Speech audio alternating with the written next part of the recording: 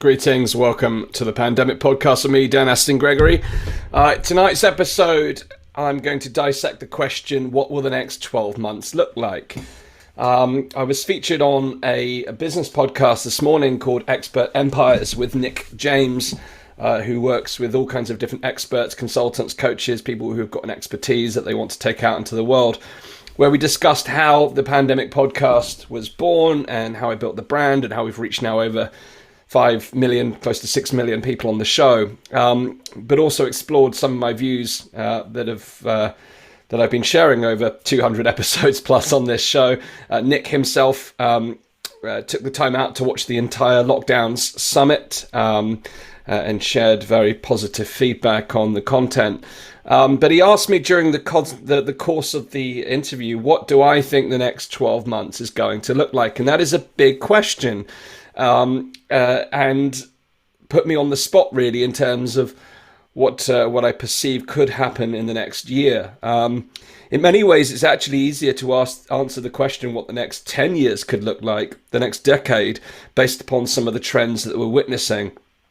But I'll do my best to unravel my thoughts on what the next year could look like. We've seen a lot of different trends over the last 12 months, 18 months or so over the pandemic response, which gives us really some clues, some indicators about the direction in which the world is heading. And many of these clues were long visible and perceivable in the build-up to 2020 and what's unfolded since.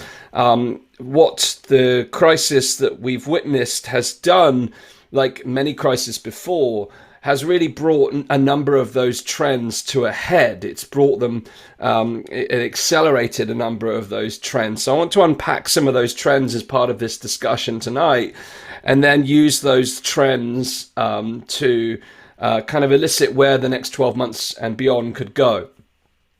Now, one of the most pertinent trends of all that I believe that we're witnessing right now is this dominance of the ideology that goes behind collectivism.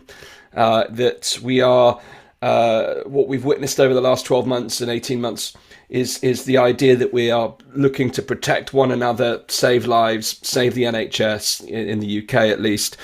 And this philosophy of protecting one another, acting in the collective interest, has underpinned the approach that we've seen in the last 12 months and beyond. But also it's become a dominant ideology. The real focus, as I'd shared on Nick's show this morning, has been to essentially seek to protect people against death, specifically from COVID-19, to minimize the number of COVID-19 deaths. And as I share this, I want to stress that, I share that goal in minimizing deaths from COVID-19, but not just COVID-19. I would like to see death minimized full stop from preventable causes. But that does not come at the expense of living life, to me at least. So I believe a better goal is actually to seek to minimize or reduce all harms. And all harms includes harms to education, harms to the healthcare system, harms to the economy, harms to the individual, harms to liberty, harms to human rights, etc., etc. That's a big, broader discussion. But we see this collectivist attitude, this spirit of collectivism, which certainly has a role and a place to play in a crisis and a pandemic. But we've seen it dominate over individual rights and liberties. And there'll be you could debate till the cows come home whether that's the right thing to do or not, but we've certainly seen a trend towards collectivism. But when collectivism reaches a certain point, we see this paternalistic style of governance arise off the back of it. And often when collectivism is coupled with this kind of fear that we've witnessed, the fear-based mentality, and with fatalism, this kind of fatalistic attitude that, no one is safe until everyone is safe, this idea that everyone is at risk. When you start to see collectivism punctuated with the permanent state of emergency, of fear, and all this kind of behavioral science that's underpinned this response, that collectivism can very quickly descend into authoritarianism. Now, I consider many things in life, like night and day, are part of the same ecosystem. Collectivism, to me, is part of the same system as individualism. And when you put too much emphasis on either, whether you prioritize the individual at the expense of the collective, i.e. the social and societal interests, then we have a problem. But the same we're witnessing, I do believe, when we see that approach go too far the other way towards collective interests, and particularly when it's punctuated, as I said, with fear and this state of emergency, where we then see this kind of fatalistic, totalitarian approach start to materialize. And again, history has shown us this is what happens. This is nothing new. It's just we're experiencing it in a digital age where everyone is witnessing this on a microscopic scale. But there is this concerning trend towards authoritarianism or totalitarianism. The democratic index has reached its lowest point since its conception. So this is a trend that we're witnessing, this idea that we have this paternalistic government who are acting in the interests of the greater good of its citizens, and moral authority is essentially being assumed not only by the state, but also by big business, big tech, the global elite, and they are essentially determining what is best for society. The reality is we have a very distinct relationship with the government. The governments have always played somewhat of a paternal role, but I think there's more of a maternalistic instinct that's more important to come through with compassion and respect for nurturing and supporting society rather than dictating and mandating and you're playing in this game of rules and regulations. But this is certainly a trend that we're seeing. We're also seeing a trend of safetyism.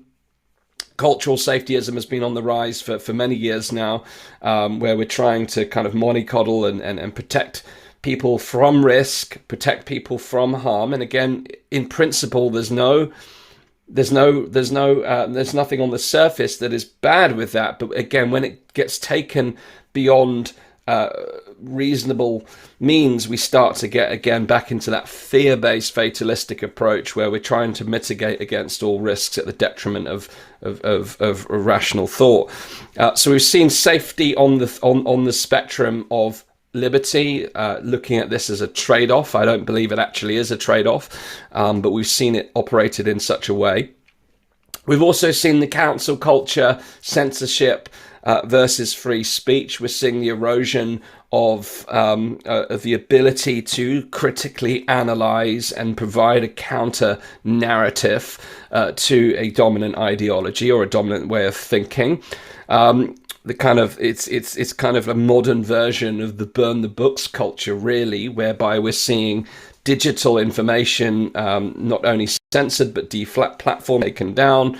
Particularly for me, this is particularly concerning in the context of a scientific discussion, because the idea behind this is what's most worrying, in the sense that the science is rarely settled. We've witnessed the emergence of a novel virus, and as a result, we're constantly learning, and the situation is constantly evolving. But this approach that we've seen in the last 12 months of censorship, this dominant narrative, the politically motivated criticism of any skepticism, I don't know how you can square that up against the scientific commitment to the idea that findings are provisional and open to challenge. At what point do we judge that a scientific question or idea or debate moves from the position of doubt and being unsettled to settled? So censorship has played a role in eradicating that debate, eliminating some of those important, pertinent questions. And as a result, we're seeing this situation where free speech is being radically challenged, and big tech again has played a role in that, similarly taking a paternalistic view of determining, almost like the television sets of the 90s, where you kind of, or the early, the early edition of like parental controls, where you would be able to stipulate what your child could and could not see. We've been treated in the same way on social media as adults, that the social media, big tech, etc., have decided what you can and cannot consume. The fact checkers have played a role in that. You'll notice, bizarrely, that the fact checkers only ever fact check in one direction, which should give you a very clear indication that something's not right, because facts, particularly again in the context of what we've just discussed in terms of science, are often unproven. So to fact check only in one direction is a worrying trend, particularly when you understand the funding mechanisms and the political influence over the fact checkers, which have undoubtedly play a role in the direction of that fact checking.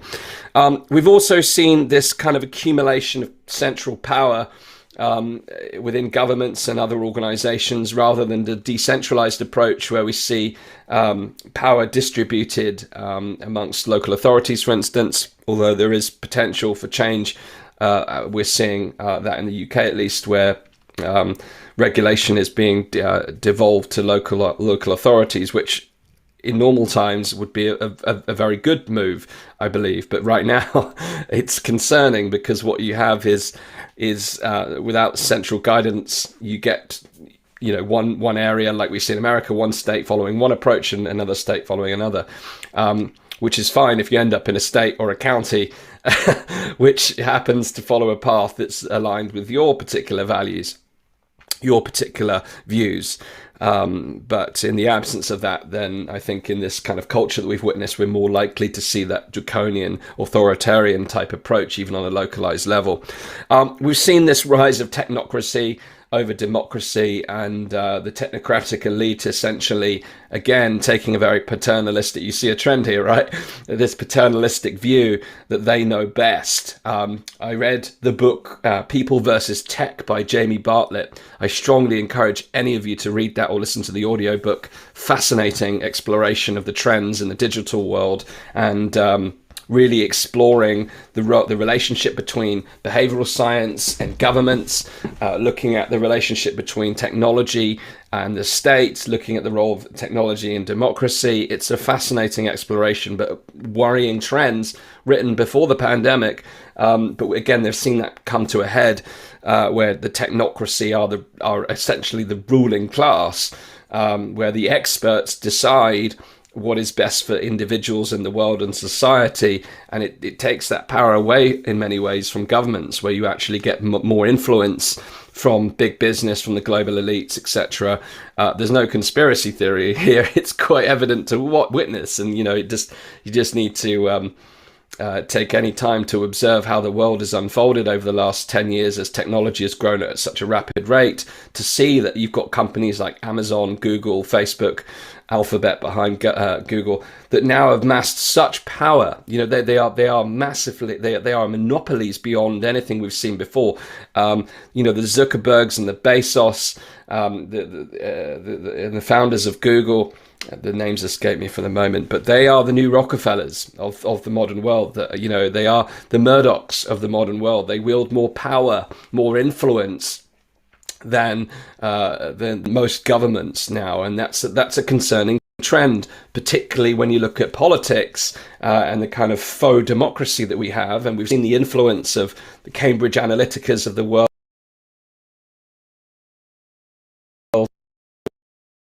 Those that we see, democracy is severe.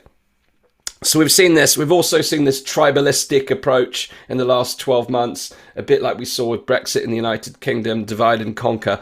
This is one of those things where, again, media is playing a significant role in creating a wedge between society, creating division amongst people, creating these micro niches and tribes that war against one another. It's the anti-vax versus the pro-vax, or it's the pro-lockdown versus the anti-lockdown. It's the Remain versus the Leave. We've just seen more and more of this divisive culture, which is permeated and created by media, social media, but also reinforced by human behavior. Tribalism is very much a human behavior. The book that I mentioned was The People versus Tech by Jamie Bartlett. People versus Tech by Jamie Bartlett.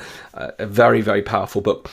If you're sparse on time and struggling to keep up with books and audiobooks and all these kind of things, you to read more or listen to more, there's an app called Blinkist that I use, which creates 15-minute shorts, either in written form or audio form, where you can consume an awful lot of book summaries. Essentially, I use it as a really powerful tool to consume a lot of different perspectives, and then if I find a book or a piece of a book. It's all about books. If I find a book that resonates, then I'll go and download the full book as an audiobook or buy the book itself. But a great tool, Blinkist, for consuming an awful lot of different perspectives. It's helped me over the last 12 months make sense of a lot of the political philosophy and more broader philosophy. More recently with an interest in existentialism, but that's a sidetrack on a personal level.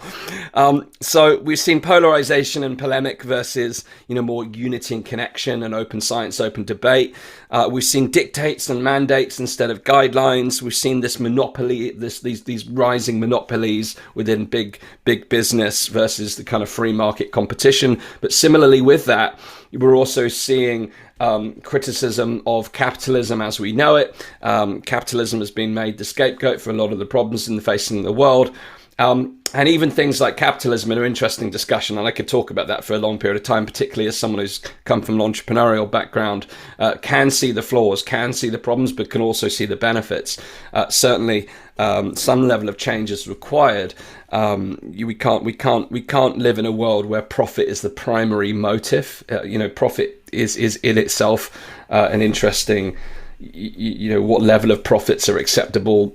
All of these things are massive subjects. Taxation around all those things, big conversation. But what we're seeing is kind of this demonization of capitalism and this kind of favoritism of this move towards potential socialism or more extreme versions of socialism actually around the world right now. The behaviors and the mindset that underpins what we're seeing right now is more out of the socialist communist playbook than the kind of traditional free market liberal thinking. And again, we've seen this idea of neoliberalism being placed as a scapegoat for what we're witnessing. All of these terms feed right into the culture of identity politics, tribalism, division, polarization. None of this is new. Society has always operated in this way. We see complete cycles, swings and roundabouts. Life operates in cycles. There's another great book that I read called Happy by Darren Brown, of all people, but it's a thick book, but he looks at kind of philosophy through the ages and how culture has changed. And it just shows that life has not really changed in 2,000 years. You read the philosophy of the time, you can see human beings have the same problems. We haven't learned anything. We live in a bubble of the same problems. We've just got technology that's magnified all of these issues. And I asked the question on Twitter today, how many problems is science and technology seeking to solve that science and technology created in the first place?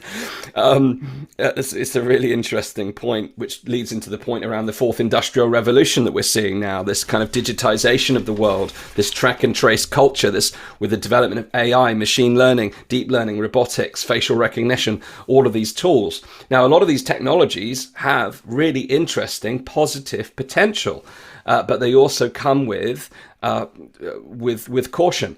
We must approach these technologies with caution. We must really understand the ethics, the morals, the social consequences, because technology grows and emerges so quickly now that often the ethical conversations and the impact, the spillover effects on society are often an afterthought, which is really one of the most concerning things that we've seen in the last 12 months with policy decisions, is spillover effects. Ethics have been secondary. We haven't had that cost benefit analysis. We haven't had that if this then what will happen. If we lock down this period of time, what's going to be the consequences? What will be the impact on education? What will be the impact on people's mental health? What will be the impact on healthcare? What will be the impact on the long term? It doesn't seem like these things are factors in decisions. It's just like snap, boom, trigger, cause and effect. rather than looking at a more concrete long-term the implications of such. And we're seeing this in technology as well. Again, massive opportunities, massive benefits, but also significant threats. And when we are seeing this more authoritarian excess collectivism with the prospect of things like vaccine passports, spilling into digital IDs, spilling into behavioral-based data collection, big data is another massive industry trend. When you combine all of these things in the culture that has emerged over the last 12 months, many of the things that I've just shared with you now, to answer the question, what the next 12 months look like, we kind of have to look what's gone before us, hence this 20-minute monologue looking at these trends. We have to witness how these things could then play out as we move forward. We've also seen over time with social media this kind of instant gratification, this likes culture, where popularity is deemed by how many comments or likes someone gets on a video. This gamification, reward-based society, which has really created this kind of virtue signaling type behavior where people are looking to be validated by their actions, their behaviors, even how they look and how they present themselves in the world. These are all trends that have proliferated, and now we see them spilling over into mainstream culture, political culture, and we've seen it even within the pandemic response with the behavioral science around driving compliance, rewarding people for their virtuous behavior, playing into that virtue signaling culture, and creating this carrot and stick approach. Now, when you start to layer that over things like vaccine passports, which when we look forward to the next 12 months, I say look forward literally rather than something to look forward to, because I don't think vaccine passports are something we should get excited about at all. There's plenty of other things I could very much get excited about and look forward to. Vaccine passports aren't one of them. But you look at this tool, which really has got segregation, suppression, and surveillance baked in, which when you roll that into digital IDs, which again, if you just look at the UK documentation, you can see that it's very much in progress. You look at industry reports from mainstream consultancies, the big four, you can see that billions is being spent on digital identifications and technologies that essentially have the capability to track and trace almost any behavior, any metric, even down to human emotion. The next concern for AI and social media and big tech is this idea that, with these wearables and smart devices, your emotions can be tracked. Therefore, at the minute, you can be advertised to based upon your interests, the things you like, your preferences, your psychographics. But soon, based upon an emotion, if you're feeling sad, your social media account will know that you're sad and send you something that resonates with the emotion that you're in. We're in this really, really interesting time to be alive, where again, a lot of these technologies offer some really interesting benefits, but also some real concerns. So things like digital IDs, when you layer over this kind of gamification style, reward-based culture, incentivization, virtue signaling, this paternalistic culture of doing the greater good, we do see the potential where this kind of big brother relationship, brave new world emerges, where the governments decide what is for the greater good for society and what is detrimental to society. And therefore, through things like a digital tool, we create social credit systems where you get rewarded if you recycle every week, you get rewarded if you exercise 5 times a week, you get rewarded if you eat your 5 fruits and vegetables a day. Now, many of these things, people will say, if everyone did these things, we'd all play our part, would be healthier, society would be more vibrant, the planet would be more, sustainable. And to a degree, those things are probably true. But what starts to happen is you create a carrot and stick society whereby you are judged based upon your behaviors, and individual rights and choices and liberties are therefore removed. And this is a trend, a worrying trend, where the collective interests are prioritized over the individual rights and liberties and choices. If you look at any of the discussion in the media, the mainstream media, about the pros and cons of vaccine passports, for instance, the idea of choice rarely makes it into the discussion. that someone may wish to choose not to take a vaccine for personal reasons, for instance, rather than simply being unable to take it for medical reasons. The idea that someone has the ability to choose is not even baked into the discussion. Now, this is one thing. Vaccines are one thing. You know, having a requirement to show your vaccine status to enter a nightclub in September in the UK is one thing. But what could that lead to tomorrow? You didn't recycle your goods that week, therefore you get a slap on the wrist in your digital ID. You lose marks that month. You start to, you get caught speeding, or you play your music too loud. All of a sudden, the snitch culture we've created, you get negative points, social points on your app, your digital ID. Now, this is all painting it may be a bridge too far for many to think about. And actually, within the next 12 months, are we going to see it to that degree or magnitude? I doubt it. Not within 12 months. No. But we could see vaccine passports that erode people's choices about whether they can, they essentially have to go along to get along, i.e. you have to be vaccinated to enter society, otherwise you're out, you've got limited access. Now, we can all debate about whether one should be vaccinated or not, but the ability to have the choice is eroding. And that should be a concern to everyone. It should also be a concern to everyone that society is beginning to be divided amongst those ways, amongst human characteristic. When we've seen society segregated and separated based on other human characteristics throughout history, it really has not ended well. And as I've shared on previous podcasts, when I explored, I think on Friday, how society is fractured, we are seeing this deep divide and segregation and separation. This should come as a real alarm bells. If you've been fully vaccinated, great. You've done your duty, so to speak, accordance with this kind of ideology. That should not then prohibit someone who's chosen not to from entering society. That for me is a worrying trend that could unfold in the next 12 months. So what would the next 12 months look like if that follows on? Well, you can see I've already seen images from parts of Eastern Europe where you've got whole parts of towns fenced off, town squares inaccessible to the unvaccinated, those who have not been vaccinated. You've got the prospect that people cannot fly in and out of the country unless they've been vaccinated. They cannot access restaurants or hospitality, or even the threat of not being able to go shopping even is a prospect. These are real things that could emerge in the next 12 months if they are not nipped in the bud. But then beyond that, when it migrates to digital IDs and your behaviors start getting tracked, even if anonymized and randomized in the first instance, much like a lot of the social media data that's collected, or web browsing history and these kinds of things, which aren't actually connected to you. Data is being collected, which will one day, of course, be used to advertise to you, to determine your behavior, to potentially, create these kind of social credit-based systems.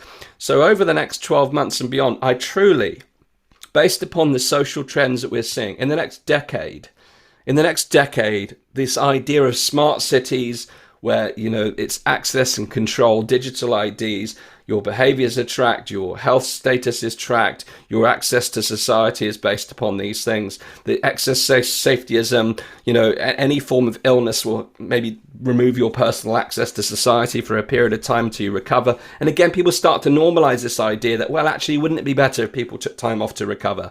Well, yes, it would be better if people did take time off to recover, but it should never come as a restriction to your ability to access society at any given time.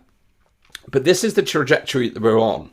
So over the next 12 months, if vaccine passports are rolled out, we're going to see certain portions of society left behind. We're going to see inequalities widening. We're going to see certain segments of society, there's racial divide here because there are certain ethnic groups that are less likely to be vaccinated, and of course they are getting left behind once again, segregated again, and we're seeing inequalities widening. We're seeing social divide. This is a reality if it's left unimpeded.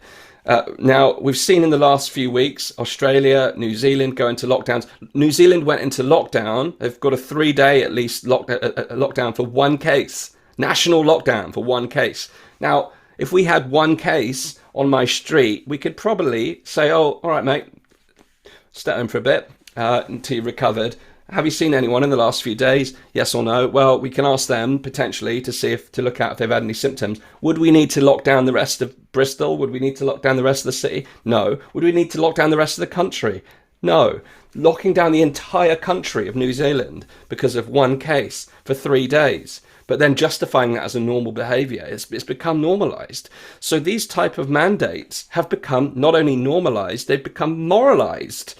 So what does the next 12 months look like? Well, everyone's put all of their eggs in one basket with vaccinations being the exit strategy, which is, in my view, is crazy from the outset. Even if they worked as intended and had an impeccable safety record, one strategy to deal with a major global catastrophe is flawed. You cannot put all your eggs in one basket. You have to look at other mitigation strategies. You have to look at other preventative measures, treatments. You have to look at some of the wider effects. But we've got this situation where lockdowns, I was asked today on the business podcast, will we see another lockdown in Great Britain? I think it's almost inevitable. We're seeing booster shots being rolled out at scale at the end of September, which you would not do if the first two were effective. So it's a tacit admission that they haven't been effective. We've looked at the efficacy data in Israel from Pfizer, massive drops in efficacy, real waning immunity. So putting all the eggs in one basket. Next 12 months, it's going to be multiple booster doses, undoubtedly. Will it stop at 3 doses? Highly unlikely. The European Green Pass has got space for 8 booster shots. That's an indication of how far they're planning for it to go. But you have to, again, look at the spillover effects. What are we actually doing to one's immune system by doing that? We're not considering the wider harms and ramifications. So next 12 months, multiple booster shots. Likely more lockdowns, more variants are going to emerge. It's almost like people have settled on the idea that Delta's the final evolution of this thing. It won't be. I would put money on the Lambda variant arriving in Britain just in time for winter lockdowns, and then Lambda being made the scapegoat for winter lockdowns. It's almost inevitable. The virus will continue to evolve. It will mutate, as all viruses have. But what we've seen over the last 12 months is what I believe to be excess human intervention in the form of lockdowns and other non-pharmaceutical interventions, and now mass vaccination at a scale that is unprecedented. But again, culturally, socially, technologically, look at the direction that we're heading on. Excess medication, science trying to solve every problem, science trying to prevent illness. Again, it starts with good intention, but questionable means. Mass vaccination has been a goal of Garvey, Gates, etc. for decades. But it's also an investment priority because the return on investment is 20-1. So it's not just about eliminating illness or attempting to mitigate illness. It's also about profits and bottom line and investment portfolios. If people cannot see this, we've gone from 15 jabs to freedom to 200 jabs to freedom. Everyone accepted 15 million jabs to freedom because it's focused upon the most vulnerable members of society. But now 200 jabs, which is every living soul vaccinated at least 3 times. It's become the new goal. So the next 12 months, more of the same will happen. I'm sure we will see the emergence of vaccine passports, greater division in society, more lockdowns, and eventually will we reach a breaking point? Well, I think we will. I think we're going to see, particularly as you enter into vaccinating children at scale, it becomes much more emotional when grievous harm occur within children. We've seen adverse reactions and severe after effects have been essentially, it feels like, swept under the carpet, minimized, normalized.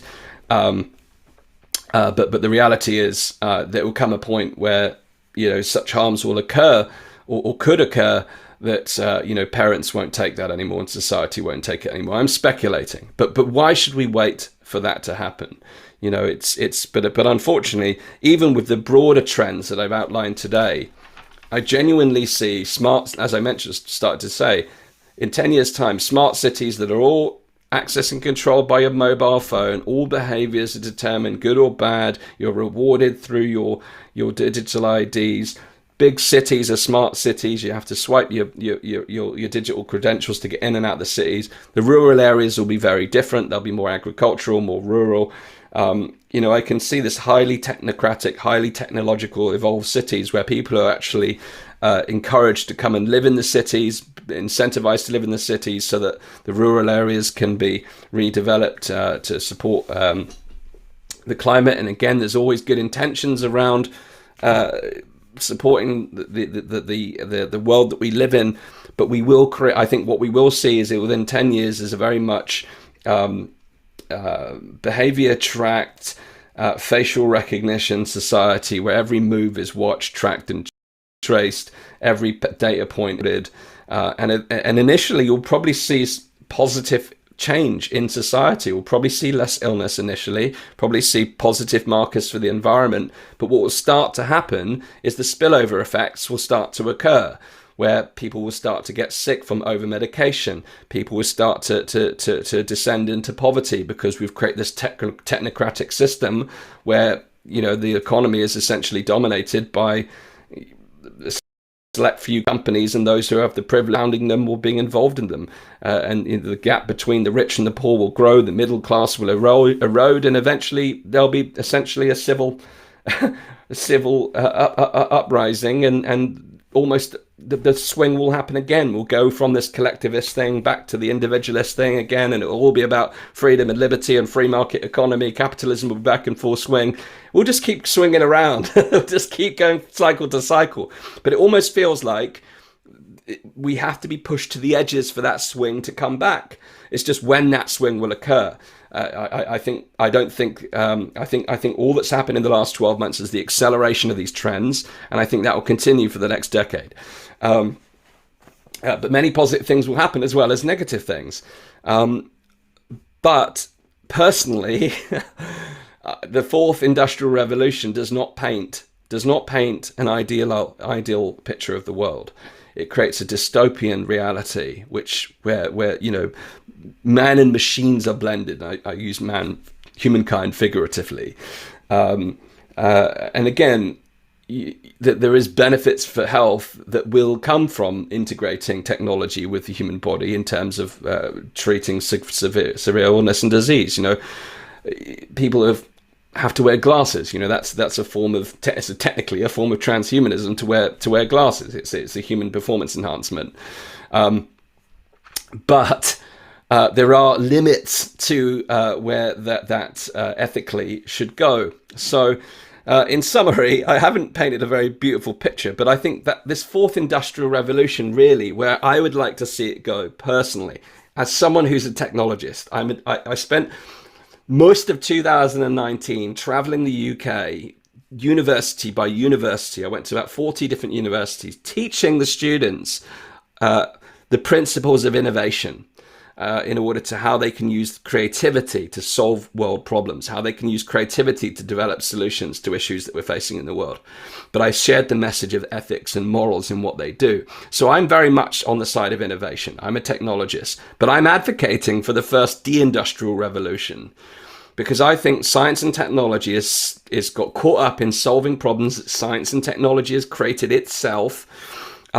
Science and technology has eroded democracy. It's stripped away the middle class. It's driven increasing gap between the rich and the poor. It's eroding the middle class, as I mentioned. It's created harms in the environment, and now we're trying to fix the problems with more technology and more science, and not witnessing the spillover effect. So I personally believe we can get a good blend between technological advancement, economic advancement, and ecological advancement, but not at the detriment of what it means to be human, what it means to be part of a community, what it means to be part of a society together. I think we do need a deindustrial revolution where we start to move closer again to one another, to nature, to start to lift this over-reliance on over-medicating ourselves because we're starving for nutrients, looking at how we can reinvigorate the soil so that the food we eat actually nourishes us, so that we become less sick, so that we create a new culture where we're not working 40, 50, 60, 70, 80 hours a week, so that we have less stress, so we don't destroy our bodies and our minds and our souls. I think we need to go through a counterculture revolution, much like what we saw in the 1960s, where the young people of the day, young in mind, by the way, because many of the hippies in the 60s came from all ages, but they rejected what they were witnessing in the world as we see now. Many of the things I've shared with you today, the cultural trends, I reject personally, and say enough's enough. Enough's enough. The direction this world is heading is not good for the people or the planet, and we need to take a different direction. And during the 1960s, there was a pursuit of human potential where individuals within a society, within a collective, would balance their own personal evolution, their own self-actualization, seeking to become the best versions of themselves so they could show up more fully for themselves and their loved ones, their family, their communities. But also understanding in maximizing our potential, maximizing our own abilities, how we can then contribute to the collective interest of society around us, how we can then contribute to nurturing ourselves and nurturing nature, how we can eat more organically, how we can nourish our bodies, minds and souls, how we can build communities, how we can trade ethically, how we can prioritize people and the planet over profit. This was the goal of the 1960s. We saw this huge cultural revolution as a counterculture rebellion, effectively, against the warfare, the discrimination, the injustices, the inequalities, and we're right at the same point. Cyclically, we've reached another point where all of those markers, political disarray, warfare, we're seeing Afghanistan, we've seen the huge rise of the racial injustices coming to the surface. All of the markers are exactly the same. As I said, human beings do not learn. And we don't need a revolution. We need an evolution, because these cycles, just read history books. You can see that we're trapped in these cycles. They will keep playing out, but they'll accelerate now due to technology. So, we'll bounce around like a pinball machine at this moment in time because technology changes things so quickly.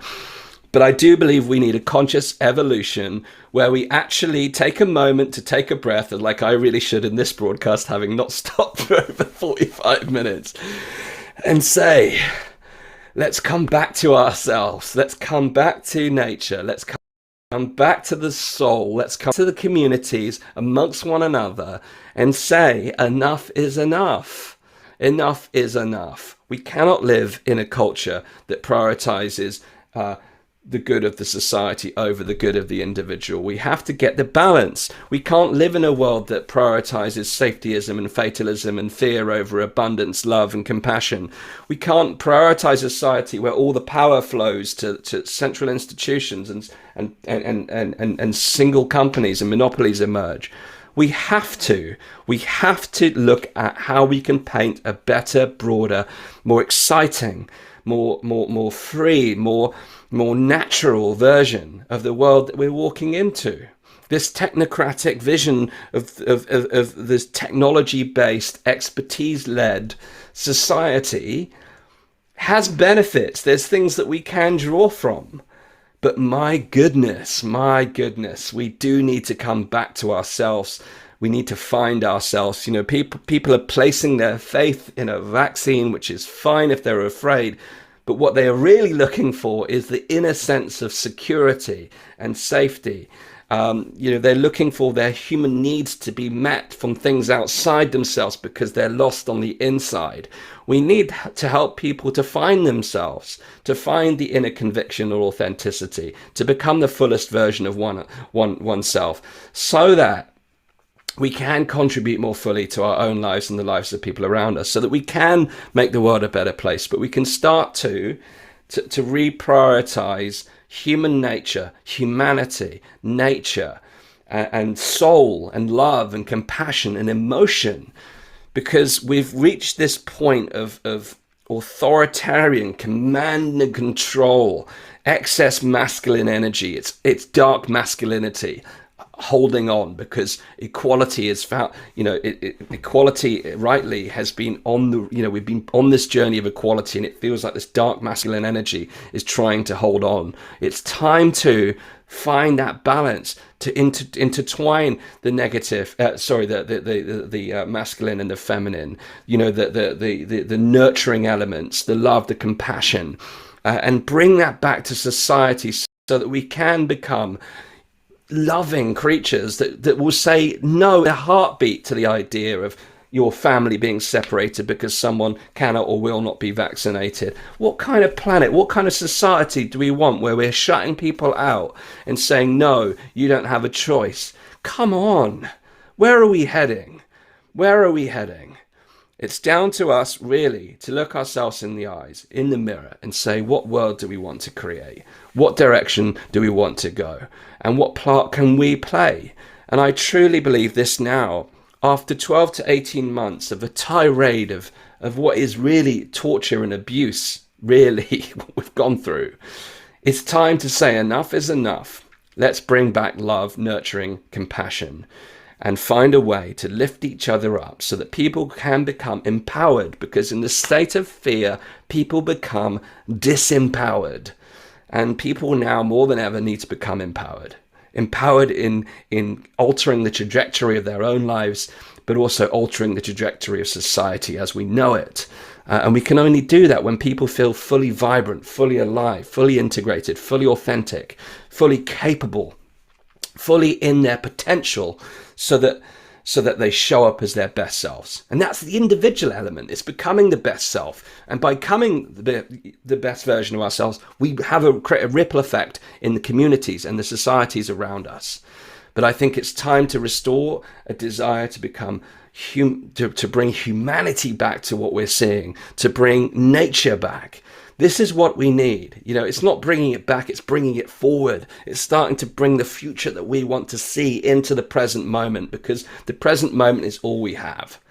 And, gosh, it's mid-August already. But for me, I think we need the summer of freedom, which celebrates freedom, which celebrates the individual value as well as the collective interest, which catalyzes this counterculture movement, which says enough, we're taking the world in a different direction. It only takes a small cohort of people, a movement, to say, like we saw in the 1960s, which caused a disruption to society. They were demonized, they were vilified, but ultimately they brought love to the world and they altered the trajectory of society, at least for several decades. But then, of course, we fall back into old habits. It just takes a few of us brave souls to say, we're taking this in a new direction. We're taking this with love in our hearts, with a desire to make this world a better place for ourselves and for society and the planet we live in. That's what we need. So what will the 12 months look like? If we allow it to, it'll be more division, more command and control, more track and trace. Rather, we make a choice and say enough's enough. We will work together to take responsibility for our own actions in full understanding of the risks that we may or may not face. And we will seek to understand the needs of our neighbor so that we can do our very best for ourselves and those around us. And if we do that collectively together, we don't need mandates. We don't need track and trace. We don't need every move to be tested and traced and tracked. We just need to have love, compassion, and by doing so, with personal responsibility, we can navigate this together, because we are in this together. But when we are being divided and this divide and conquer mentality, and people are getting caught up on that, it doesn't feel like we're in it together, but we are. We are not separate. We are all made of the same fabric. We're all made of the same energy. We're all made of the same material. Everything on earth is made of all these different elements, and we are all one. It's only the illusion of separation that keeps us apart. It's time to find unity. It's time to move forward. So what does the next 12 months look like? I don't really know. But I do know how I would like to see it look different than it has done over the last 12 months. And I will do everything in my power to make the world that I wish to see, at least in my part of the world, in my home, in my community. I will do what I can to make the changes that I believe I can create in the world around me. And if I just create a small ripple effect, and that has an influence on someone else, and they decide to make changes in their own life, then together we start to create a wave. And that wave becomes a movement, it becomes a momentum. And in that momentum, we can truly change the world. So, what will we see in the next 12 months? Let me know in the comments. I would love to hear what your thoughts are. What do you believe the next 12 months could look like? And what would you like the next 12 months to look like, if on your terms? If you were truly living life on your terms, what would the next 12 months look like for you? And what do you need to create that change in your own life and the world around you? That's what we need to be asking. Not what will the next 12 months look like because someone else has decided. What will we decide? What will you decide for the next 12 months to look like? It's down to us. It's down to you and I. All right, I'll say goodnight for now. Thank you very much for tuning in. You can subscribe to the Pandemic Podcast at danjgregory.com/pandemic, where we will send you notifications of our next interviews. I'm back tomorrow with take 2 of my interview with Julia Hartley-Brewer from Talk Radio. If you saw my previous interview with her, I recorded it from another location and the power cut and we lost the Wi-Fi. So Julia had a takeover. She delivered the show pretty much by herself, answered some of the questions from the audience in the comments, which is fantastic. But we're going to have another attempt tomorrow here from my usual spot at 12 p.m. with Julia Hartley-Brewer tomorrow.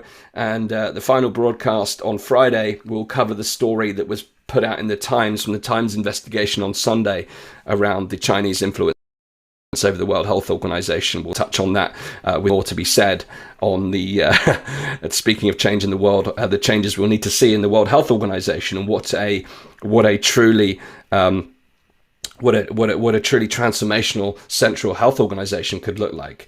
But we'll look at some of the issues in that broadcast on Friday afternoon, subject to anything changing. We live in a fast-moving world, and there's always new stories coming out. But look forward to sharing the interview with Julia Hartley-Brewer tomorrow and the breakdown from the Times investigation on Friday into the World Health Organization. Good night for now. Thanks once again for tuning in. Please do share this episode. Please do subscribe, and I'll see you again once again tomorrow. After love.